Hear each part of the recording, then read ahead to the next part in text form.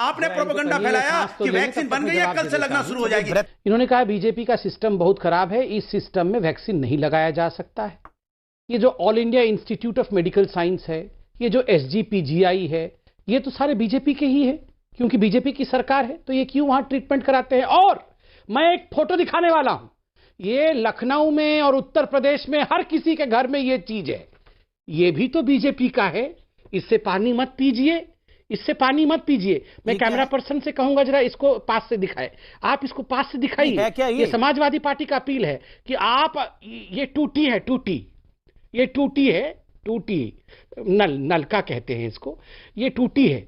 आप बताइए, ये भी तो बीजेपी ने लगवाया हुआ है।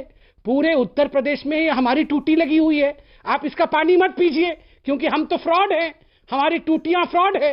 आप ये टूटी का पानी मत पीजिए, छोड़ पानी पीना। तो मैं वैक्सीन की बात कर रहा था, तो आप क्यों जा रहे थे बाथरूम के अंदर है या नहीं है, ये तो बता। बाथरूम में जा रहे थे तो हम आपको रोड पे ले आए। बाथरूम में जाओगे अच्छा नहीं लगेगा देखने में, इसलिए हम रोड पे ले आए। जाके बाथरूम से लिया था, मगर ये टूटी किचन का है, कैसे टेंट में रह रहा है, बाथरूम कर रहा है, टूटी है, किचन में भी टूटी होता है। गले लग रहे हैं, ठंड में ठिठुर रहे हैं, वो देखो बाथरूम में नहीं होता है।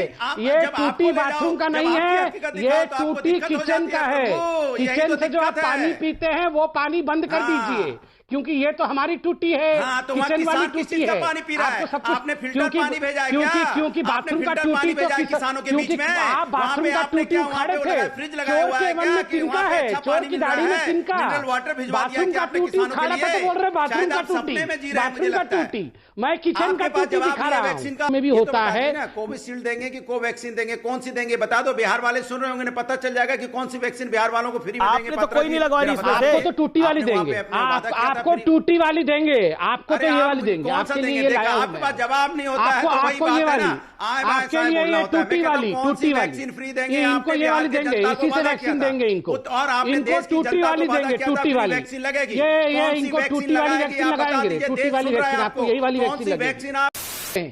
राहुल गांधी और अखिलेश यादव जिस प्रकार का फ्रॉड फैला रहे हैं, ये कहकर कि नपुंसक हो जाएंगे, ये तो बीजेपी का वैक्सीन है, हम पॉलिटिशियंस को। आप बताइए ये क्या कह रहे हैं कांग्रेस के प्रवक्ता कि पॉलिटिशियंस को मारने का प्लान है, ये वैक्सीन देके हम पॉलिटिशियंस को मारेंगे। अरे भैया, आप सलमान निजामी, आप तो कांग्रेस के वरिष्ठ नेता हैं, आप बताइए ये 20 लोग आपकी वो कांग्रेस नॉन वर्किंग कमेटी में है, सलमान निजामी 20 लोग मिलकर भी एक अध्यक्ष चुन नहीं पा रहे हैं, एक ये 20 लोग मिलकर भी एक अध्यक्ष चुन नहीं पा रहे हैं। मतलब एक साल के अंदर हमने वैक्सीन निकाल लिया, अब वैक्सीन के प्रोटोकॉल सामने आ गई है, फिर भी आप लोगों का तो फेज 1 ट्रायल नहीं हो पा रहा है कि राहुल गांधी बन पाएंगे कि नहीं अध्यक्ष। सलमान निजामी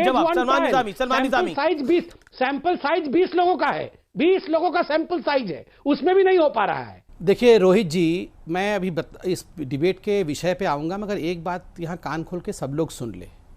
ये जो बार बार लोग कहते हैं ना, राम का नाम लेके ये लोग मर्डर करते हैं, राम का नाम लेके ये लोग हत्या करते हैं, मारते हैं, इन लोगों की इतनी हिम्मत नहीं है कि ये कह सके कि ऐसे भी लोग हैं जो अल्लाह का नाम लेकर बम फोड़ते हैं, अल्लाह का नाम लेके गला काटते हैं, उस समय इनका गला सूख जाता है। और अब आके ये गोत्र बता रहे हैं, अब ये आके गोत्र नहीं, एक मिनट चुपचाप सुनिए जरा, हल्ला मत काटिए, यहाँ पे शांति से सुनिए। देखिए ये लोग क्या सोचते हैं, राम का नाम लेके हम मर्डर करते हैं। कौन मर्डर करता है राम का नाम लेके? कौन गला काटता है राम का नाम लेके? किसने बलात्कार किया राम का नाम लेके? आपकी काकोली दस्तीदार ने उस दिन कहा कि बलात्कार किया जाता है राम का नाम लेके। आप में हिम्मत है, ममता दीदी में हिम्मत है कह दे कि हाँ अल्लाह अकबर बोल के बम फेंका जाता है? हिम्मत है कह दे कि हाँ अल्लाह अकबर बोल के कुछ लोग ऐसे आतंकवादी हैं जो गला काटते हैं? नहीं, उस समय एकदम चुप हो जाएंगे आप लोग। और देखिए ये जो सारा गोत्र बता रहे हैं, ये सारी चीजें हार सिंड्रोम है, डिफीट का सिंड्रोम है। आप याद करिए, ठीक यही क्रोनोलॉजी था। आप क्रोनोलॉजी समझिए, क्रोनोलॉजी पहले होता है ईवीएम खराब है, क्रोनोलॉजी 2 है ईसी बिक गई है, इलेक्शन कमीशन बिक गई है, क्रोनोलॉजी 3 है अच्छा सारे मंदिरों में चलो जल्दी जल्दी मेरा जनेऊ लाओ, जनेऊ पहन लेता हूं, मंत्र पाठ मुझे सिखा दो, मैं सारे मंत्र पाठ कर लेता हूं। और क्रोनोलॉजी 4 लास्ट में है, गोत्र बता देता हूं मैं अपना। और उसके बाद मैं आज चैलेंज कर रहा हूं, अंतिम समय में जब ये चुनाव खत्म होने वाला होगा, अमित शाह जी ने कहा था यही ममता बनर्जी दीदी जो है जय श्री राम का नारा लगा रही होगी। वही ममता बनर्जी जो गाड़ी से उतरकर कहती थी कि हे तू जय श्री राम बोलता है, तुम्हारा चमड़ा खींच लूंगी, तुम्हारी दमड़ी निकाल लूंगी, तुम बाहरी है, वो आज गोत्र बताने लगी है। आप इंतजार करिए, खुद ममता दीदी जय श्री राम बोल रहे होंगे। इन्होंने कहा बहुत बड़े जोकर है इनके पार्टी में, वो सबसे बड़ा वाला तो बाहर गया हुआ है, हमें क्या आवश्यकता है निपटाने की? जी, ये खुद निपट जाएंगे, हम क्यों निपटाएंगे इनको? और एक बात, मैं आचार्य जी का बहुत सम्मान करता हूँ, मेरे बड़े हैं, ये मैंने ये कहा नहीं, वो सबसे बड़ा वाला तो मिलान में है। राहुल गांधी का नाम लेके आप बहस को डिटेल मत करिएगा। राहुल गांधी, अरे मैंने राहुल गांधी का नाम कहाँ लिया था? मैंने कहा सबसे बड़ा वाला बाहर है। राहुल गांधी इटली अरे बताइए, मैंने राहुल गांधी का नाम कहाँ लिया था? मैंने कहा सबसे बड़ा वाला तो बाहर है, और ये खुद राहुल गांधी समझ गए। मैंने कहीं नाम लिया था? अमित जी, मैंने कहा सबसे बड़ा वाला बाहर है, और ये समझ बैठे राहुल गांधी के बारे में मैं बोल रहा हूं। मैंने राहुल गांधी का नाम लिया किया अमित जी, जब इन्होंने कहा पार्टी में हमारे बहुत बड़े बड़े जोकर है, मैंने कहा सबसे बड़ा वाला बाहर है, इतना ही कहा, और इन्होंने सोचा कि मैं राहुल गांधी पे बोल रहा हूं। मैं तो आदरणीय राहुल गांधी पे कुछ बोल ही नहीं रहा हूं, नाम ही नहीं लिया मैंने। अब हम कहां जाएंगे? आप गोत्रा तो मैं कहां जाऊं? सुधांशु जी जवाब दो। अरे तो नाम इनका तृणमूल कांग्रेस है, कांग्रेस से निकली हुई है। हाँ, अब मैं जवाब देता हूं। देखिए, आपने एक कहावत तो अंजना जी बोली दी थी, अब मैं दूसरा बोल देता हूं। पंचतंत्र में एक रंगे सियार की कहानी होती है, वह शब्दशः न लिया जाए, वो इनकी पार्टी के लिए सही होती है, जिस पार्टी का नाम ही है मजलिसे इत्तिहादुल मुसलमीन, यानी मुसलमानों के इत्तिहाद, फारसी का शब्द मतलब एकता के लिए समर्पित पार्टी। और वारिस पठान जी ऐसे बोल रहे हैं, अरे असदुद्दीन ओवैसी सैयद है जनाब, अपर कास्ट नहीं है, लोअर कास्ट है। सैयद तो अपने को सीधे हजरत मोहम्मद साहब से कनेक्टेड मानते हैं, जैसे अपने यहां ब्राह्मण और राजपूत माने जाते हैं, वैसे सैयद है। आप पसमंदा नहीं है, आप कोई ऐसा नहीं है कि आप बेहना है, अंसारी है, फलाने हैं, दिमागे हैं। इसलिए ये जो पॉलिटिक्स करने का आप प्रयास करते हैं। और दूसरी बात, आपको गणपति बप्पा मोरिया बोलने पर माफी मांगनी पड़ी, और दुनिया का सबसे बड़ा मुस्लिम देश इंडोनेशिया, उसके करेंसी नोट पे गणपति होते थे। आप सबसे बड़े मुस्लिम देश से ज्यादा बड़े मुस्लिम बनने की कोशिश करते हैं। कॉम्पिटिटिव पॉलिटिक्स यहां नहीं है, कॉम्पिटिटिव पॉलिटिक्स आपके अंदर है। कि ममता जी के जब चोट लगी है, उसकी ना फोटो अवेलेबल है, ना वीडियो, कौन व्यक्ति आया, किसने धक्का दिया, और उस पूरे सुरक्षा घेरे को घेर कर तोड़कर भाग भी गया, पर कोई ना फोटो दे पा रहा है, ना वीडियो दे पा रहा है। यह दर्शा रहा है भाई, आज के जमाने में सारी चीजें बहुत साफ है। वो जमाने लद गए जब कांग्रेस का जमाना था, चुनाव आयोग, ऐसा चुनाव आयोग हुआ करता था कि पूरे पूरे बूथ लूट जाते थे और उसके बाद कोई कार्रवाई नहीं होती थी। हमें अपने बचपन में याद है 1985 के, एक वाक्य पूरा कर दूं, पूरा कर लीजिए फटाफट। 1985 के उत्तर प्रदेश विधानसभा चुनाव में, सुनिए, पूरे उत्तर प्रदेश में हुई 40% वोटिंग, और अमेठी में हुई 97% वोटिंग, और कुछ बूथ ऐसे थे जिन पे 100% से अधिक वोटिंग, और चुनाव आयोग ने उस पर कोई संज्ञान ही नहीं लिया। तो इनको अपने जमाने याद है, आज का जमाना बहुत बदल गया है, इसलिए आज झूठ को छुपाना आपके लिए बहुत मुश्किल होता जा रहा है। श्वेता जी, हम पे तो ये आरोप ही यही है, यही लोग आरोप लगाते थे, चाहे किसान का मुद्दा हो या अन्य मुद्दा, ये तो अपना मैनिफेस्टो लागू कर रहे हैं, संविधान के हिसाब से नहीं कर रहे हैं। मान्यवर, यही क्राइसिस ऑफ क्रेडिबिलिटी है इस देश में, कि कहते नेता कुछ है, करते कुछ है। अब आपने बहुत दोगली दोगली दगादग दोगली बोला, अब मैं बताता हूं दोगली नीति किसे कहते हैं।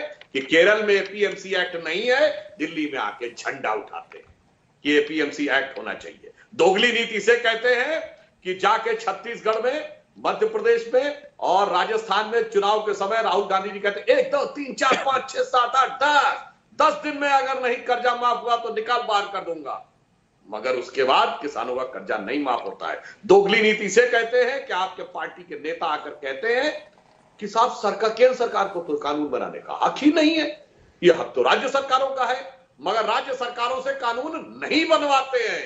दोगली नीति से कहते हैं कि एक तरफ टीवी पे आकर आपके मुख्य प्रवक्ता ये बोलते हैं कि केंद्र सरकार को हक ही नहीं है, फिर आप कहते हैं कि दिल्ली में लाखों किसान खड़े हैं, आप कानून बनाइए। भाई गजब के तर्क है आपके। हमने आपका मेयर बनाया, कभी हमने नहीं कहा कि बराबर होना चाहिए। खैर, वो तो स्वर्गीय बाला साहब ठाकरे जी के जमाने का एग्रीमेंट था कि जिसकी सीटें ज्यादा होंगी उसका सीएम होगा। वो विषय तो कहानी अब पुरानी हो गई, हम आज के विषय के ऊपर आते हैं। देखिए, अभी आप रोहित जी ने आपने एक बड़ा बढ़िया बात सुनाया कि बड़े बेआबरू होकर तेरे कूचे से हम निकले। यहां तो उल्टा है, बड़े बेआबरू होकर तेरे दर पे हैं हम बैठे। क्योंकि देखिए, शिवसेना की व्यवस्था, न बेचारे अपने आप मंत्री बना पाए, न अपने आप हटा पाए।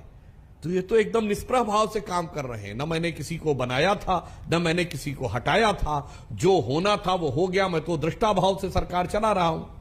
तो इसलिए इनकी समस्या तो बहुत गहरी है। और इतना ही नहीं, मैं तो इतना दृष्टा भाव से सरकार चला रहा हूं कि न मैंने किसी को पुलिस कमिश्नर बनाया था, न मैंने किसी को हटाया था। क्या कमिश्नर कर रहा है, क्या मंत्री कर रहा है, दोनों पर मेरा कोई जोर नहीं है। मैं तो एक दर्शक की तरह सिर्फ देख रहा हूं। इसलिए आज जो महाराष्ट्र की स्थिति है, इसके ऊपर नैतिकता का प्रश्न, संजय जी, सिर्फ इस घटना से जुड़ा हुआ नहीं है। नैतिकता का प्रश्न बहुत व्यापक है। और मैं एक बात कह दूंगा, थोड़ा राजनीतिक लगेगी, घनघोर राजनीतिक अनैतिकता के आधार के ऊपर बनी हुई सरकार का अंततः हश्र किस प्रकार का होना है, यह नैतिकता की बात करने की अपेक्षा करना उनसे मैं मानता हूं कि यह उचित नहीं था। इसलिए जो कुछ हो रहा है वो इस सरकार की प्रवृत्ति के अनुसार हो रहा है।